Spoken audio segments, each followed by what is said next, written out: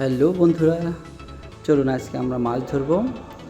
আর যাদের বাসায় পুকুর আছে তারা অবশ্যই জানেন মাছ ধরার মজাটা কেমন।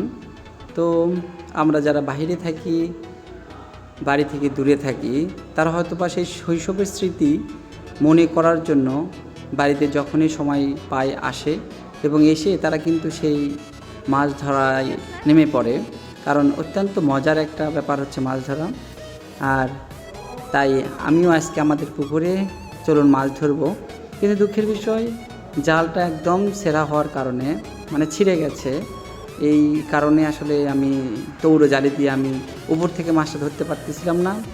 সো পানি অল্প হওয়ার কারণে আমি পানিতে নেমেই আমি জালটা ফেলছিলাম। তো দেখা যাক আমাদের জালের নিচে কোনো মাছ পড়ছে কি না। তো আমি আশায় আছি দেখি কোনো বড় মাছ পাই কি না। আর যখন পাবো তখন অবশ্যই আমরা দেখতে পাবেন।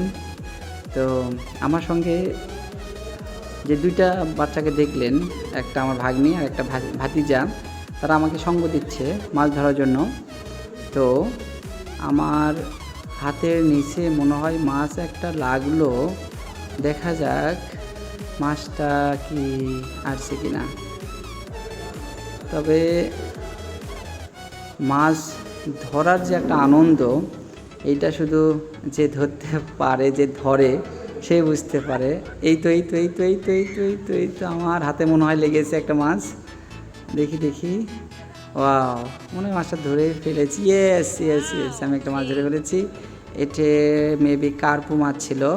হ্যাঁ, কার্প ইয়েস, মাছ ছিল। মুখটা অনেক বড়, হা করেছিল এবং আমি সেই সুন্দর নরম ঠোঁটটাকে আমার ঠোঁটের সঙ্গে লাগাচ্ছিলাম। খুব মজা লাগতেছিল। যদিও মাছটাকে আমি ছেড়ে দেব, মাছটাকে আমি ধরবো না, কারণ এর পেটে অনেক ডিম ছিল। এই জন্য আমি মাছটাকে ধরবো না, ওকে ছেড়ে দিচ্ছি। ও যাবে না, যাবে আস্তে। এই তো সে চলে গেল। দেখি আর কোনো মাছ পাওয়া যায় কিনা। তো যাই হোক, এই মাছ ধরার আনন্দটাই অনেক বেশি।